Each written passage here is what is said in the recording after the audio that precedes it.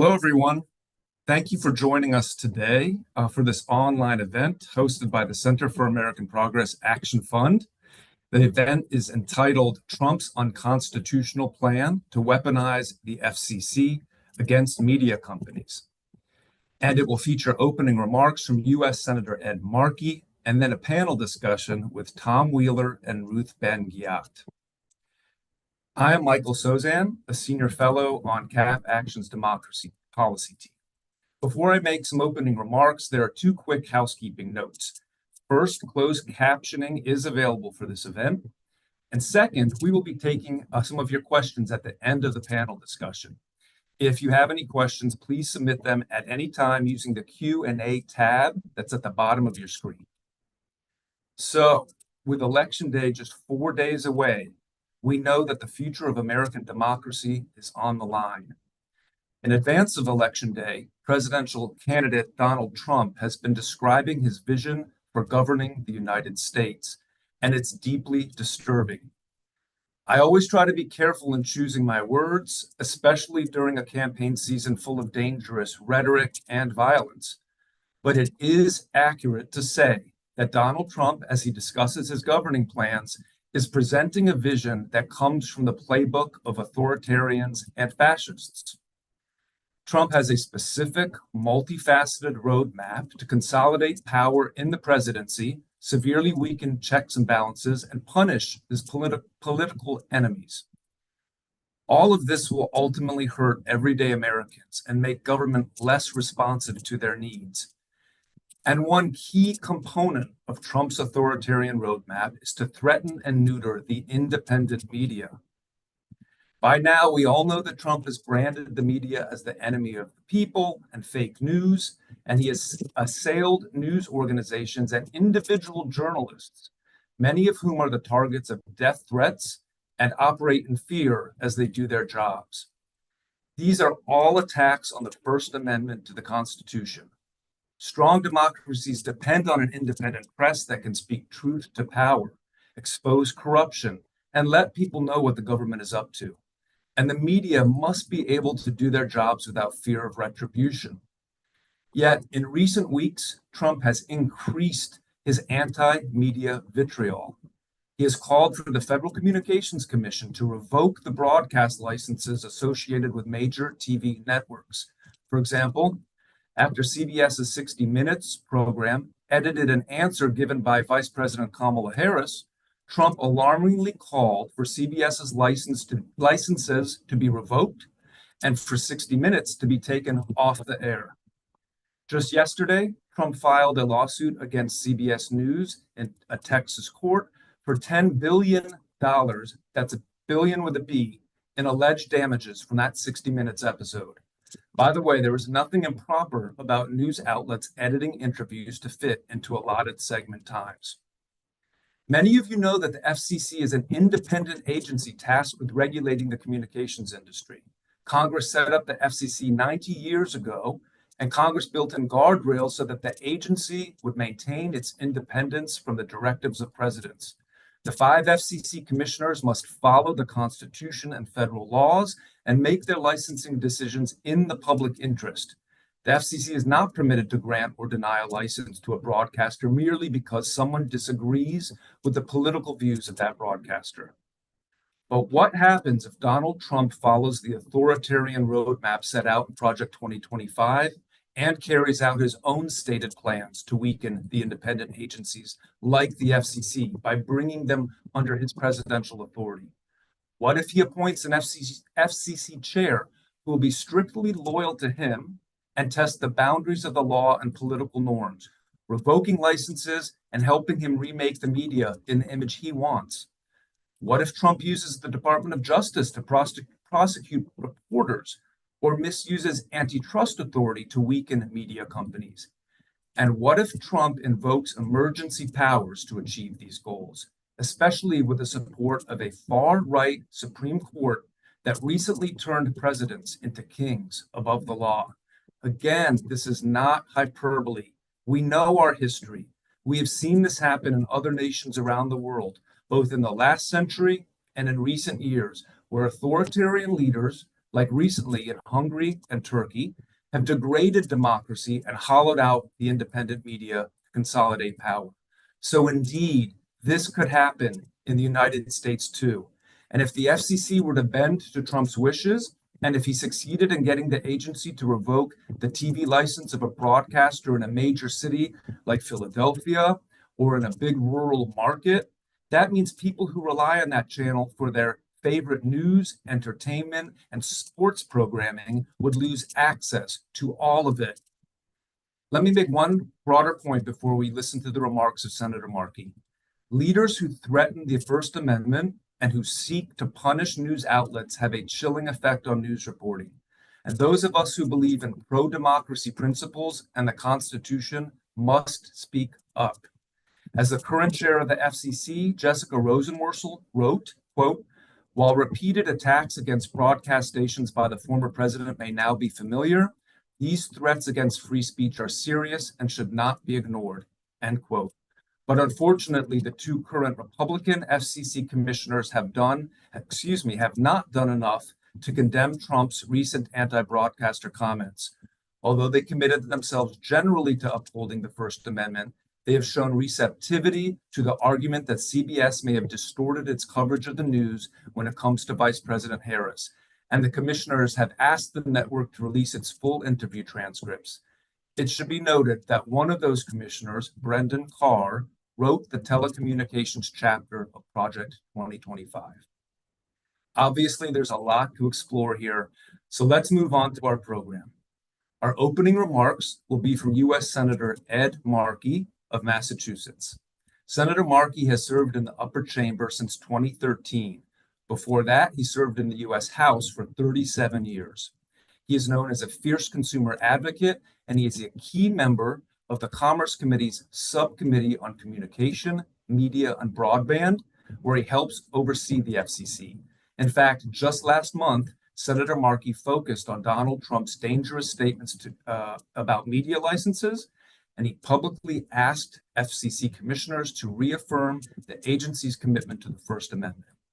We will then have a discussion with our panelists, and I will introduce them immediately after Senator Markey's remarks, which we will show now. Good morning, everyone. I'm Senator Ed Markey, and I'm delighted to join today's event hosted by the Center for American Progress Action Fund on Donald Trump's repeated threats to revoke broadcast licenses for stations affiliated with major media networks. It's hard to think of a more flagrant violation of the First Amendment and our country's commitment to the freedom of the press than for a presidential candidate to threaten the broadcast networks over their news coverage. Yet, Trump has done so on numerous occasions over the past few weeks. We must take this threat seriously. It's a serious threat. Trump's allies, including Elon Musk, have echoed his calls to revoke broadcast licenses for TV stations, and Trump-appointed commissioners at the Federal Communications Commission have been publicly pressuring CBS to release a transcript of its 60 Minutes interview with Vice President Kamala Harris. This campaign amounts to a coordinated effort to shape media coverage by threatening the licenses that broadcasters need to transmit their programming to families across our entire country. And that's why last month I sent a letter to all 5 FCC commissioners requesting that they commit to uphold the First Amendment in any broadcasting licensing decisions. The good news is that 5 answered affirmatively. But during Trump's presidency, we saw how officials' supposed principles wilted in the face of pressure from Trump and the right-wing echo chamber. The same could easily happen under a new Trump administration, with the FCC using its licensing power as a weapon against any network that dares to question the president's decision-making temperament or policies or anything. And if the FCC succumbed to Trump's demands and revoked a broadcast license of a local TV station, the local area wouldn't just lose access to the news and other political programming. It would lose access to entertainment shows like Survivor and sports like Sunday afternoon football games. Some of the shows and the games that Americans are most excited to watch every single week. Throughout my career, I have fought to make sure that the FCC and our communication system as a whole operates with a commitment to free speech. And that commitment is under threat like never before, with serious consequences for our democracy. I am just so glad that the Center for American Progress Action Fund is holding today's event and shining a light on Trump's dangerous threats to free speech in this country. The President of the United States cannot be, in fact, creating a chilling effect on speech in our nation. That is absolutely unacceptable.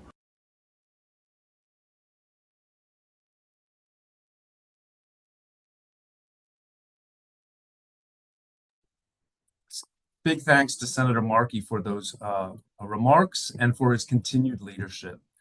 Now let me introduce our two panelists. We are very fortunate to have them with us today. There is no deeper expert about the FCC than one of its former chairmen, Tom Wheeler. Mr. Wheeler was FCC chair from 2013 to 2017. He is a prolific author who is currently a visiting fellow at the Brookings Institution and a senior fellow at the Harvard Kennedy School. When he chaired the FCC, Mr. Wheeler led efforts that resulted in the adoption of net neutrality, consumer privacy protections, and stronger cybersecurity, among other policies that benefit the American people. Mr. Wheeler's latest book is Techlash: Who Makes the Rules in the Digital Gilded Age? Our second panelist is Dr. Ruth Ben-Ghiat. You all know her as one of the nation's most esteemed historians, with a particular expertise in authoritarianism, fascism, and democracy protection. Many of you have read her most recent book, Strongmen: Mussolini to the President. Dr. Ben-Ghiat is a frequent commentator on major news programs, and she is also a professor of history and Italian studies at New York University. Welcome to you both. Let's begin. I will kick it off with the first question, and it's for you, Mr. Wheeler. I want to start with an FCC-related question for you. Can you very briefly explain how the FCC licensing process is supposed to be non-political and how losing a license should be very rare if the law is followed? And maybe say a word about what Senator Markey said, which is if the FCC takes a TV station off the air in a market, doesn't that mean that all programming on that station, the local and national news, entertainment, and sports, all of it go dark? Mike, first of all, thanks for inviting me, and thanks to Cap for raising these important questions. The job of the FCC is to put the nation's airwaves, which are owned by the people, to their highest and best use, which includes using those airwaves to distribute information amongst that populace. Since its inception back in the 1930s, actually before the FCC, it was called the Radio Commission, had responsibility for assigning this scarce national resource called spectrum, the airwaves, had a responsibility for assigning that to those who would provide information to the American population, such information which is, of course, essential for successful democracy. The goal of the commission is to look at how this public trust is exercised and to provide oversight to assure that there's a diversity of voices and other information. You asked a question, and Senator Markey raised the question, of course, about local sports, and I think he talked about Survivor. I think it's clear, however, that the most important application of the people's airwaves is for the distribution of news and information. And to affect that process is to affect the underpinnings of the free flow of information using technology, and thereby affect the underpinnings of democracy. Thank you for that, Mr. Wheeler. It's very important. Going to our next question, and I'd like to start with Dr. Ben-Ghiat on this one. Although Mr. Wheeler would love to hear your view on this as well. Can you briefly explain the importance of independent agencies like the FCC for our democracy? I mean, why should everyday Americans care that the government's work be done by agencies and civil servants that are above the political whims of presidents and cannot be directed by a president? Sure. Thank you for having me for this very important discussion. So to start with basics, authoritarianism is at its core when the executive branch dominates and politicizes the other branches of government, but it's also when the executive and the president, the head of state, can have an overreach of his personal power. So the personal authority of and the personal needs and prejudices and biases of the executive can come to have an overwhelming influence over the whole system. And so this is called personalist rule. And it's a concept I work with in my book, from Mussolini up to Trump. And so the private, legal, financial, or other interests of the leader can hold sway over domestic and foreign policy. So to that end, most authoritarians are very corrupt, and so they have to silence or harass any entity that can expose them. And so, of course, the press is foremost there.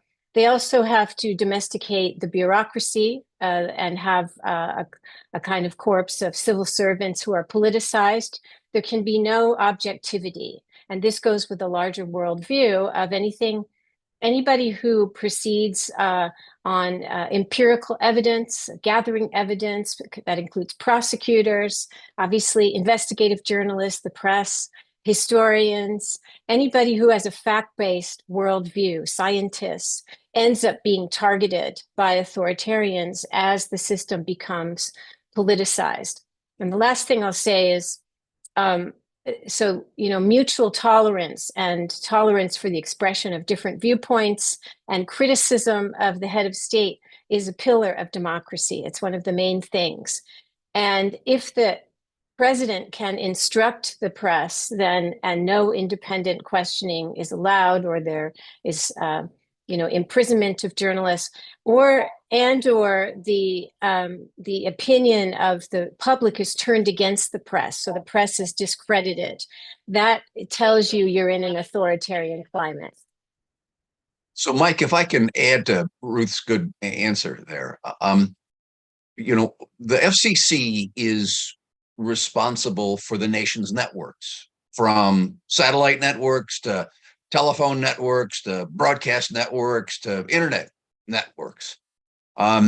It was calculated at one point in time that the FCC has regulatory responsibility for 1/6 of the American economy as a result.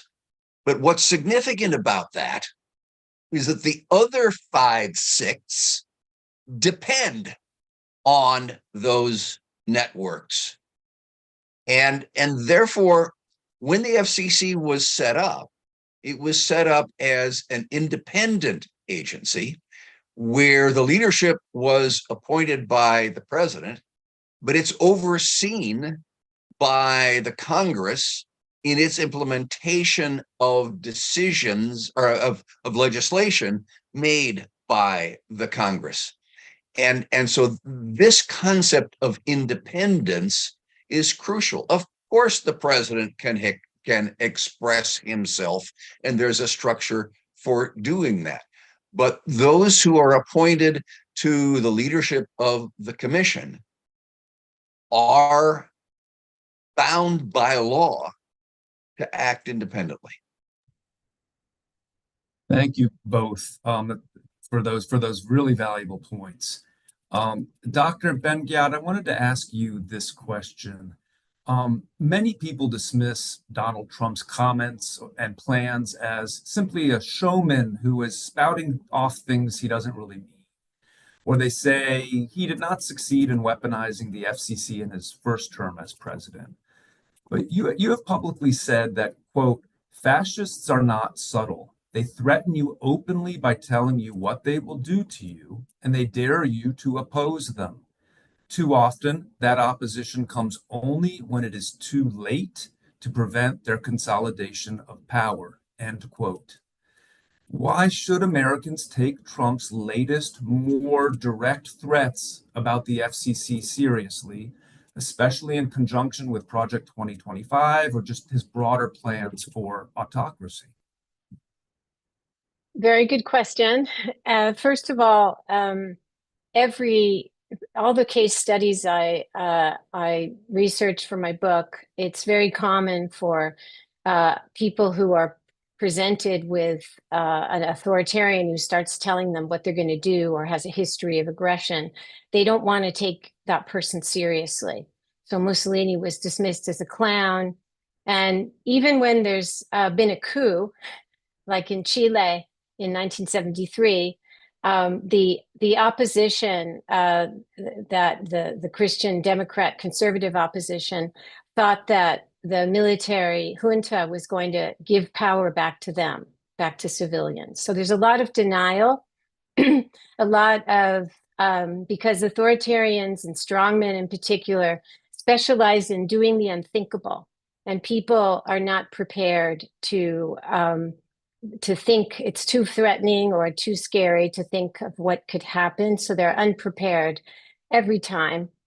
And, you know, we can just, Mr.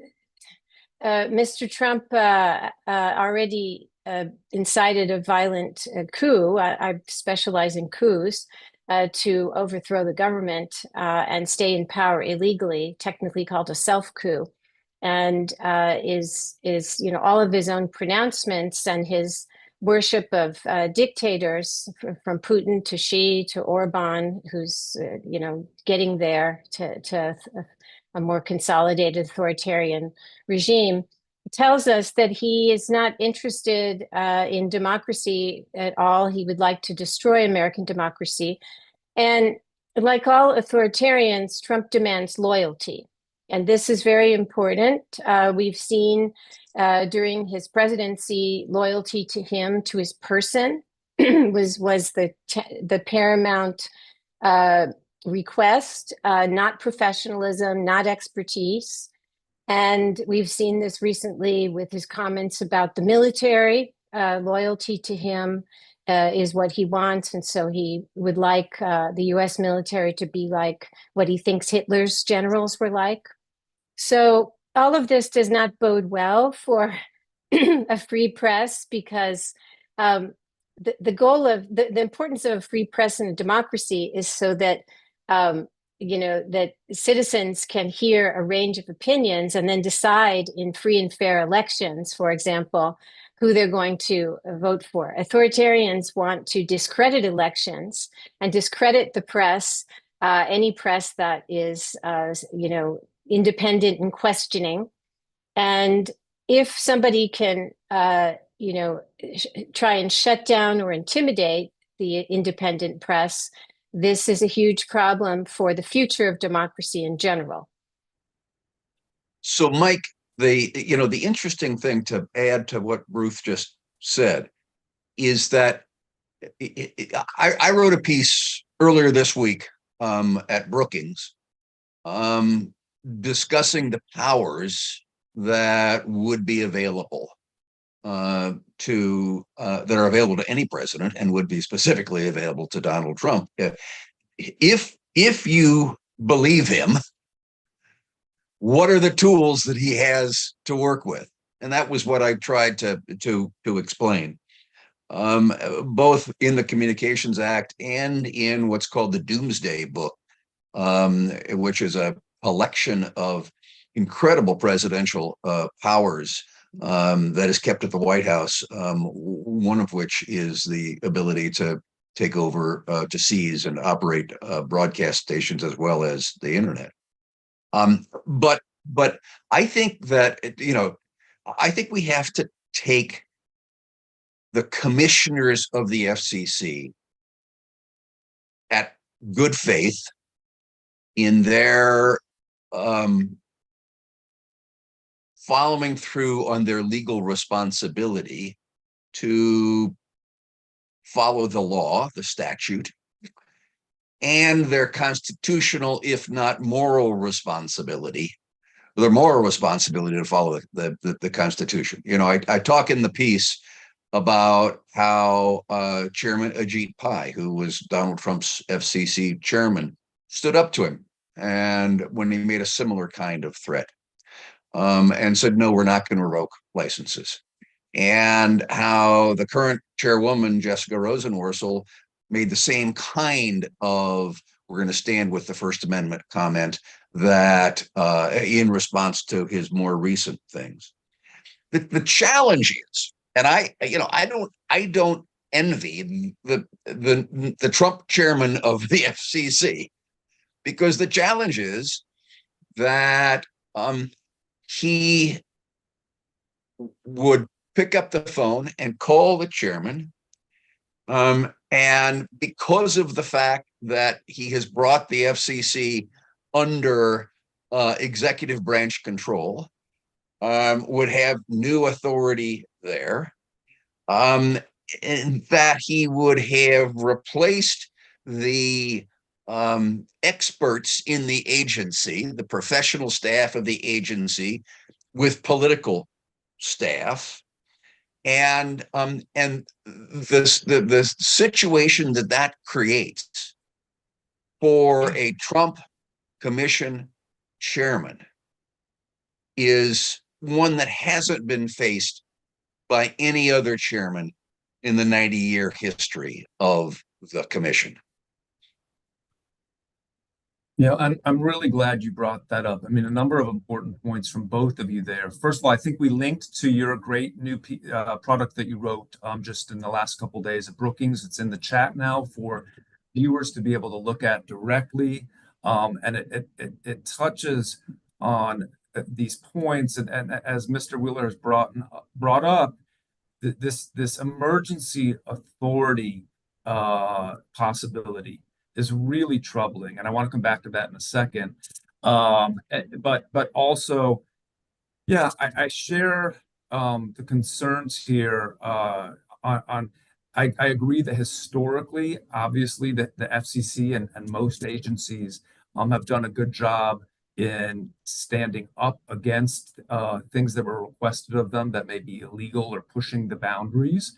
And President Trump's last chairman did do that for the most part, but I think that a lot of people fear that we might be on the cusp of a whole new chapter where the guardrails might really be off in a Trump second term. He might not be surrounded by White House counsel and other attorneys who are pushing back on him, and all of the people who helped to be guardrails during the first term, and now he's empowered by a U.S. Supreme Court as well, which is another topic I want to maybe turn back to. And, before we leave this question, Dr. Ben-Ghiat, I wanted to just see if you had any specific thought about authoritarians and how they sometimes invoke emergency authority to let them get away with a lot of things that are bad.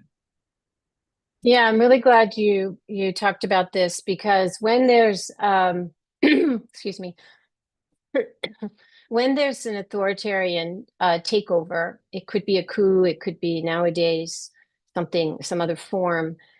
States of emergency are the autocrat's best friend, and for every regime in the past that kept a state of emergency going, and the most famous is the Enabling Act after the Reichstag fire in Germany. But what they actually do today in Turkey, Erdogan is a master of dosing out these states of emergency. Whenever his authority is threatened or some corruption comes up, or he will, crack down on the press and declare a temporary state of emergency. Different countries call it different things. And during that time will, restrict social media platforms, also will accelerate, he's the master of this genre of intimidation called insult suits. Tens of thousands of Turks have been, sorry, have been, prosecuted, and about 30,000 have had to go to trial for insulting the leader. And this could be on social media, just a post, or it could be journalists used against journalists. So these states of emergency allow a context making it seem legal to crack down on the press and kind of silence communications. Now, one thing I'm really worried about is all of Donald Trump's rhetoric right now about America is occupied and he's going to liberate it, and America's on the brink of a disaster, and he's appropriating the language of war, of World War II, of all kinds of military conflicts. And so just as the so-called ban on Muslim travel was justified on national security grounds when he first came in 2017, there's an argument to be made that he's building a case for some kind of, again, saying he's going to be liberating occupied towns and cities. An argument to be made for some kind of emergency, powers that would allow him to silence the media and also take away the independence of the FCC. This is something that's very speculative, but I track these things because of my background and my studies, and I see the rhetorical base being laid not only by Mr. Trump, but also the whole conception of Project 2025. Kevin Roberts of Heritage refers to the revolution that's coming, the politicized, all the appointees that they've been vetting and politicizing and training for the new bureaucracy. He refers to them as an army that will be deployed on day one. So this militarization of things, it could be used to set in motion some kind of invocation of emergency powers. Yeah, that's a good reminder, Doctor. I mean, I know that the head of the Heritage Foundation, Kevin Roberts, said something like that we're headed towards a second American Revolution, which will remain bloodless if the left allows it to be, which was fairly alarming. And so this does bring up a good, I mean, maybe the next question. I mean, we've touched a little bit on it, and Dr. Ben-Ghiat just touched on it in her last question. We've been exploring thus far how Trump could weaponize the FCC to assail media company licenses. But thinking more broadly, what else could the Trump administration do to weaken and punish media companies? So, for example, and I know, Mr. Wheeler, you've thought about this as well, like using antitrust laws, which we know that President Nixon tried to do during his presidency to go after media companies, or perhaps using the Department of Justice or others to prosecute media figures. What are your thoughts there, a little more broadly than specifically licensing? And Mr. Wheeler, let's start with you. Thank you, Mike. I mean, so let me pick up. Ruth made a really good point that what we're talking about here is speculative. Thank God, at this point. The question is, if speculation becomes reality, what I've been trying to focus on is what are the tools that are available?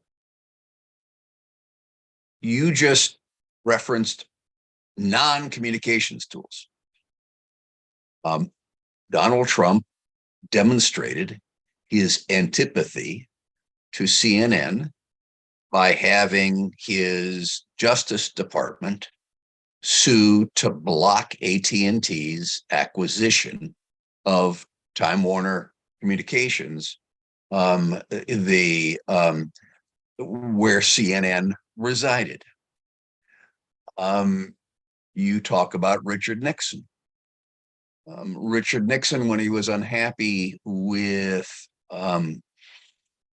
Katharine Graham and the Washington Post during Watergate, made it pretty clear that he wanted to see an independent challenge filed against their broadcast licenses, not the White House saying lift them. And Trump, in a couple of his tweets, has been artful in talking about challenges, which could be interpreted as an invitation for third parties to do it. But let me go back to the Doomsday Book for a second, because I think it's worthwhile to know in specific what powers exist today that are not hypothetical. This is what Section 706 of the Communications Act says. Upon proclamation by the president that there exists war or a threat of war or a state of public peril or disaster or other national emergency, the president, if he deems it necessary in the interest of national security or defense, may suspend or amend for such time as he may see fit the rules and regulations applicable to any or all stations or devices capable of emitting electromagnetic radiations, i.e., all broadcasting.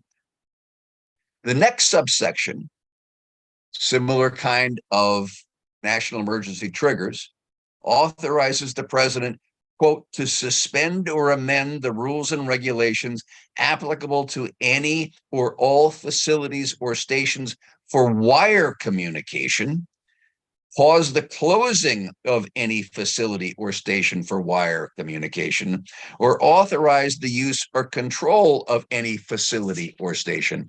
And wire communications is fiber optics as well as copper wire. And the fascinating thing is that the statute that creates this power does not define the triggers.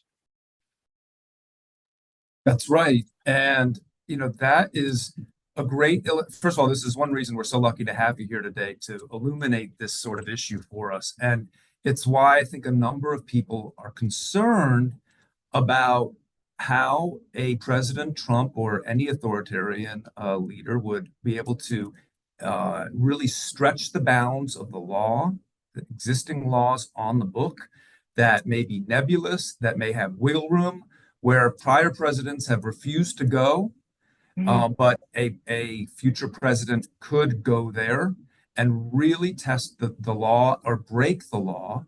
And that's why we'd be remiss if we didn't come back to this point about the U.S. Supreme Court and its recent decision in Trump v. U.S.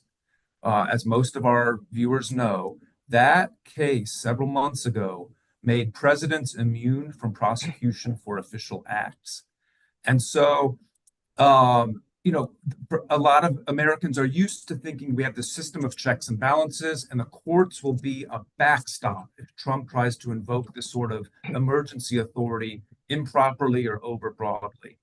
But a lot of us are worried that this Trump v. U.S. decision from the far-right Supreme Court could help allow Trump to be unshackled, and he would try to use these emergency authorities or just try to use the FCC to his advantage. So for both of you, and maybe we'll start with Dr. Ben-Ghiat on this one, what do you want to say about your thoughts about that recent Trump v. U.S. decision and how it could empower future presidents who really wanted to act in an authoritarian way?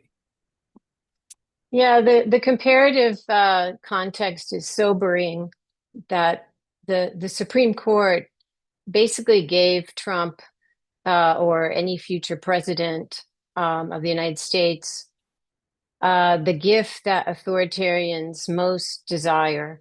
And in making this ruling, it created a set of circumstances that many authoritarians have to work very hard for a long time to realize the same situation. They have to, it takes time for authoritarians to get to a place where they're untouchable. And it's easy to forget that, for example, Viktor Orban, who has effectively domesticated the media, 90% of the media is now controlled in Hungary by government-friendly, allies. He's been in power now as long as Mussolini, and Vladimir Putin has been in power as long as Orban has been in power as long as Hitler, and Putin as long as Mussolini. And so it takes time for them to get to the ultimate goal of authoritarianism, which is that the leader is untouchable, the leader is safe, because these are fragile, insecure bullies, and authoritarianism is when you rearrange government to make the leader safe and untouchable so that he cannot be prosecuted. And you have all your enablers and all the things we said at the beginning. You have to, domesticate, you have to get your control over the judiciary, over the bureaucracy, the courts, all of this. And neutralizing the press is part of this. Silencing the press is part of this.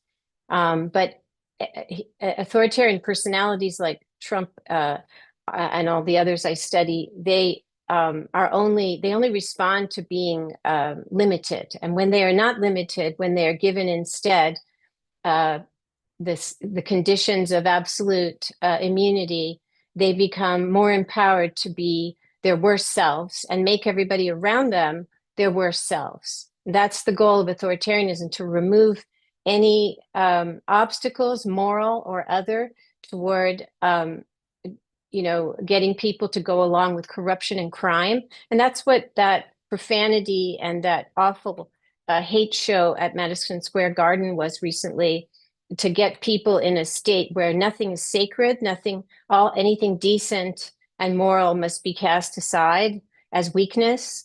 And that was a spectacle designed to get the foot soldiers, the MAGA crowds, to be their worst selves and know that they will be rewarded for it. And that's what giving immunity to any head of state, it creates the conditions for this very terrible mindset and social context. Thanks for that answer. And Tom, Mr. Will, I don't know if you want to weigh in, or I will say that we have a lot of really good questions in the chat that we should probably, I want to make sure we leave a little bit of time to get to. But well, let me just try and add one thing there, because I think, I mean, I bow to Ruth and her expertise in this field of history. And what I've been trying to do is she's talking about historical realities. I've been trying to avoid hypotheticals, if you will. How hypothetically would the commission act? How hypothetically would the Supreme Court act? And to focus on the solidity of what statutory authority is, and what Donald Trump has said he wants to do. And so, that those authorities, I fear, are too often overlooked. Thanks for that. I mean, it's an important point to make here. And I want to stick with you for a second, because a number of questions in the chat revolve around FCC commissioners. So, for example, and I'll read some of them, and then Mr. Wheeler, get your answer on this. So our viewers are interested. For example, one person asked, would Trump be able to immediately replace any FCC chairperson who disagrees with him? Another person asks, do FCC commissioners take an oath to support and defend the Constitution like office holders and military people do? And relatedly, can a president simply swap out an FCC chair and or commissioners, and how are their terms determined? So maybe if you can help address that. Yeah. So to start with the easiest one, yes, every commissioner takes an oath to protect and defend the Constitution, and to fairly and deal with the laws of the state. There was a period in the first Trump administration where he was unhappy with a Republican appointed commissioner, and that commissioner ended up leaving early. The terms of commissioners are 5 years. The chair, appointed by a previous president of a different party, traditionally resigns on January 20th. I submitted my resignation, for instance, for noon on January 20th.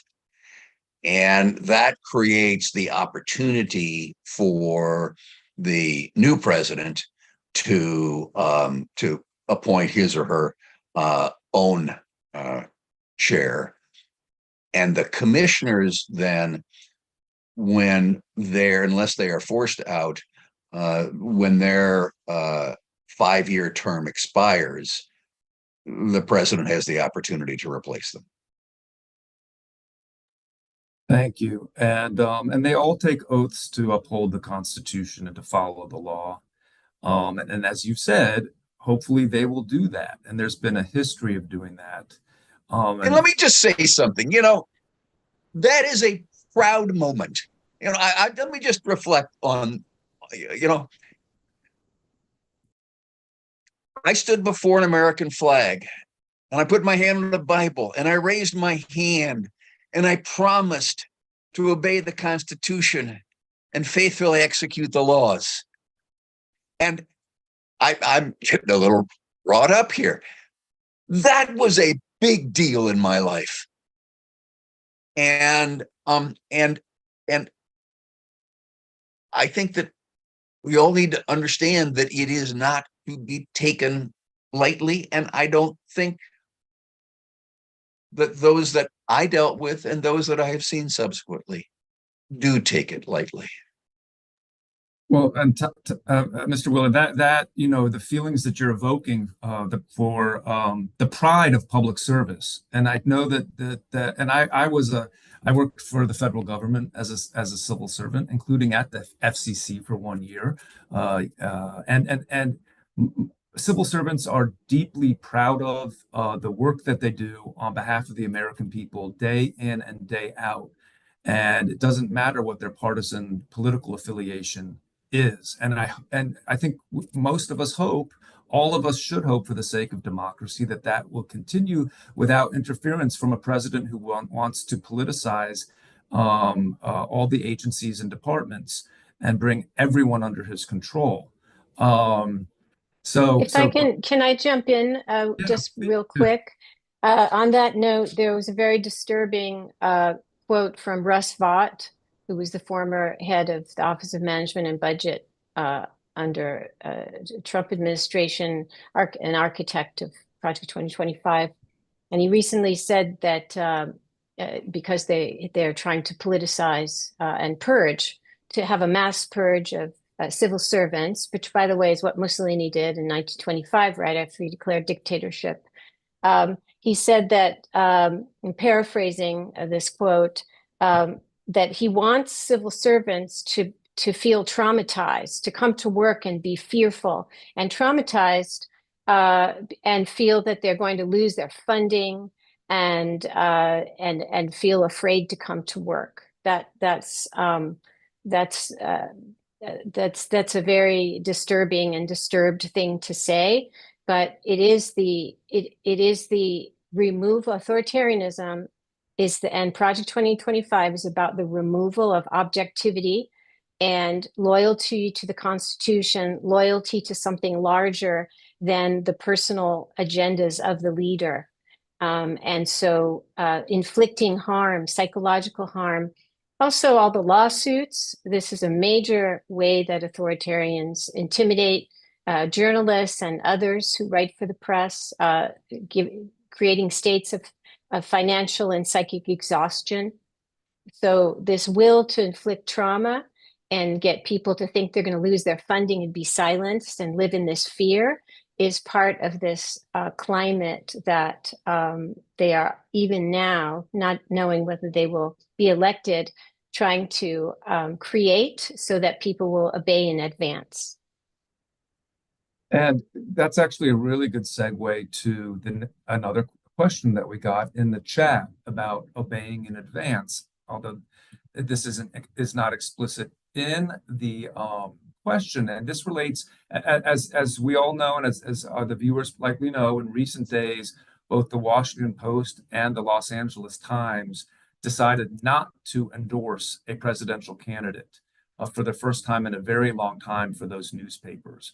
And it really has upset a lot of their readers who really wanted those papers to take a stand. And so the question that we got from one of the viewers in the chat is, and I know this isn't about licensing at the FCC, but it obviously is related. The question is, does not the recent decision of major newspaper owners to not endorse any candidate against their editorial board's wishes stifle the free press and show the willingness of those wealthy owners to bow to autocrats? I'd love to get each of your brief thoughts on that. What should we read into that?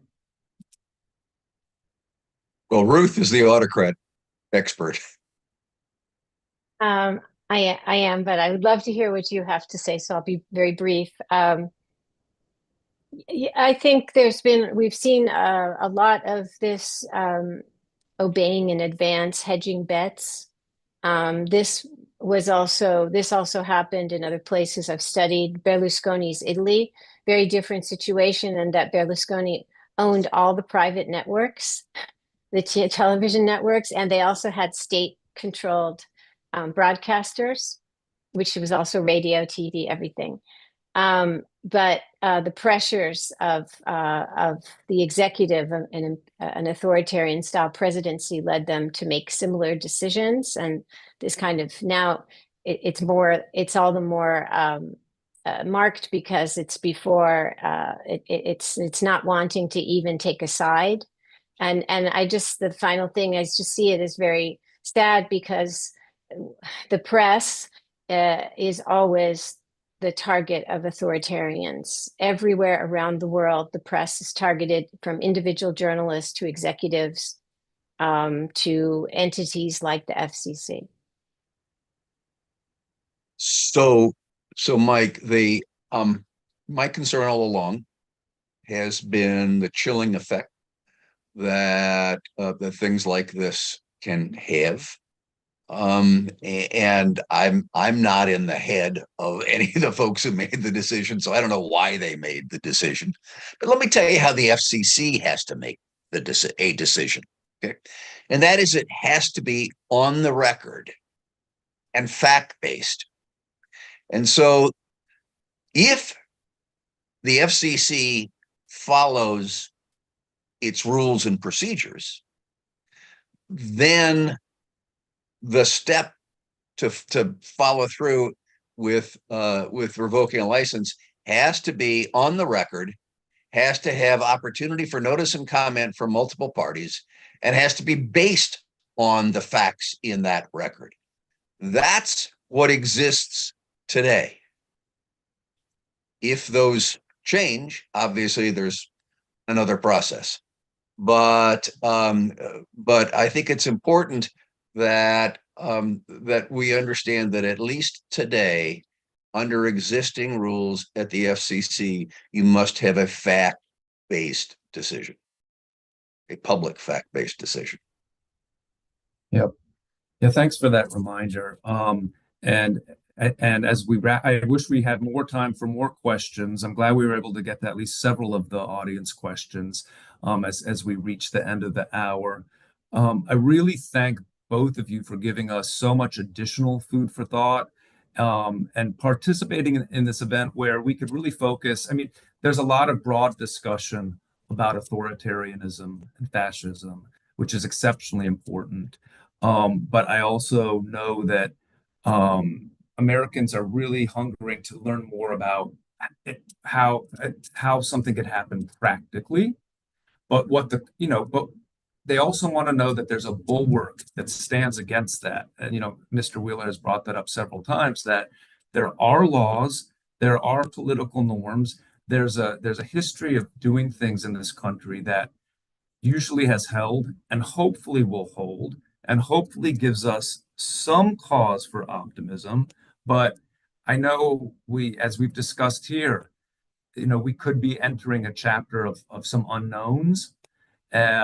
We could be entering a chapter where a president invokes emergency authorities, for example, and takes some of the actions that president sees other authoritarians taking.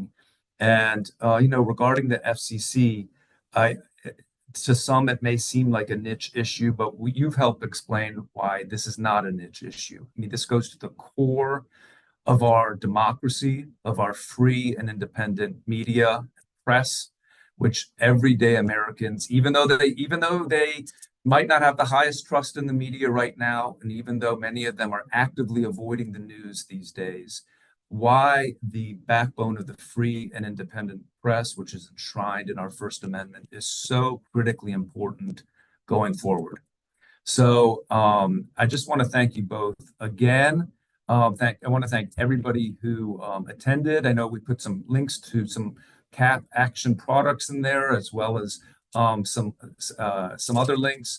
So please check those out. Continue to follow the amazing work of Mr. Wheeler and of Dr. Ben-Ghiat, and the work of CAP Action as well. And the election day is right around the corner, and we shall see what is in store. But thanks again to everyone for their participation, and especially Senator Markey and our two panelists. Bye-bye.